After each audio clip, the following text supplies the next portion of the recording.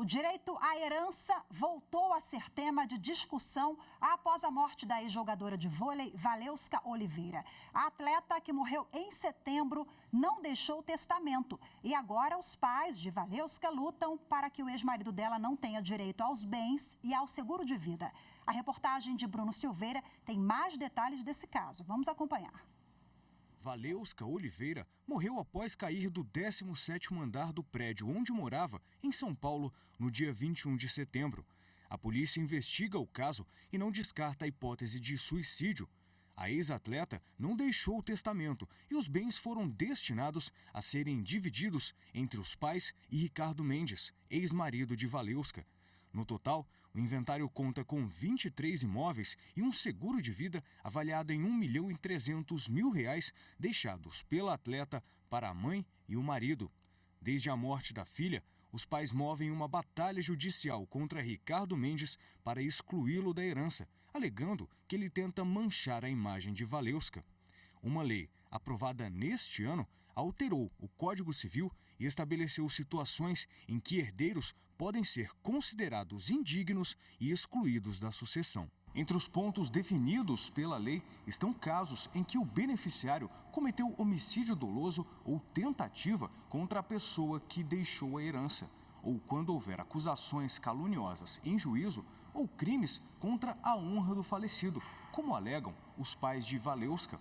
O Código Civil define que existem dois tipos de beneficiários: herdeiros legítimos, como pais, filhos e outros parentes, e herdeiros testamentários, que foram apontados pela pessoa antes de morrer. Bom, e agora, para a gente repercutir esse tema, eu converso ao vivo, de forma remota, com o advogado que é especialista em direito de família, Dr. Leonardo Marcondes. Boa tarde, seja muito bem-vindo. Boa tarde, Rafaela. Boa tarde a todos os ouvintes da Rádio TV, da TV Justiça. Vai ser um prazer responder as perguntas. Prazer é todo nosso, doutor Leonardo. Bom, esse caso da ex-jogadora de vôlei reacendeu o debate em torno do direito sucessório, herança, tem várias particularidades envolvidas no caso concreto, mas sem adentrar as argumentações ou legitimidade do que a família argumenta, via de regra é o marido pelo regime de bens, quem tem direito à herança, porque ela não tinha filhos, nem deixou o testamento, né? Nesse caso, com quem fica a herança? A herança ela seria dividida, nesse caso, entre todos os herdeiros necessários, que seria o marido, a família também receberia. Ela substituiria os descendentes. A parte que iria para os descendentes iria para os ascendentes. O marido receberia sua parte, conforme o regime de bens que eles tivessem estabelecido, e os pais receberiam a outra parte da herança pela ausência de descendentes por parte da Valeuska.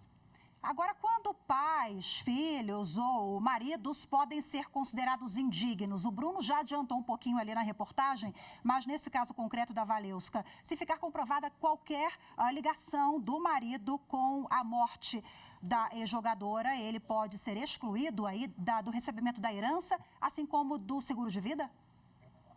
Exatamente. Ele é declarado como pessoa indigna. As três possibilidades para que uma pessoa seja declarada como indigna são o caso de participação em homicídio ou tentativa de homicídio, ou mesmo quem cometeu o crime diretamente contra os autores da herança. A outra possibilidade é em caso de denúncia caluniosa ou então a abertura de algum procedimento baseado em calúnias contra o autor da herança. E o terceiro é se a pessoa, por meio violento, impediu que o autor da herança expressasse a sua vontade através de testamento. E aí haveria ali um vício, né, no testamento, e ele poderia ser anulado e a pessoa seria excluída dessa herança. Agora, o seguro de vida, o senhor me contava aqui nos bastidores que tem uma peculiaridade diferente, né? Qual é? Exatamente. O seguro de vida ele pode trazer a seguinte situação. O seguro de vida, você tem os beneficiários, ele não entra no cálculo do patrimônio. Então, nesse caso, ela colocou como os beneficiários, como a mãe e como o marido. Então, ambos receberiam. Agora, se o marido for declarado como pessoa indigna, ele não teria direito a esse seguro. A gente tem que lembrar que, no caso da Valeuska, o seguro dela cobre casos de acidente e acidente aéreo. Portanto, se ficar comprovado também que foi uma hipótese de suicídio, isso não estiver previsto na apólice, então também não haverá o pagamento do prêmio. Mas no seguro de vida não se segue a mesma regra do que na sucessão hereditária. Você vai ter a situação de quem é o beneficiário, que ficar descrito na apólice, é que vai receber aquele prêmio. Doutor Leonardo, ponto, Rafael, por favor, pode concluir. Outro ponto interessante, tá, que talvez a audiência esteja com dúvida, é em relação à possibilidade também não só da situação da pessoa ser declarada como indigna, mas também dela ser excluída da herança pela possibilidade de deserdação.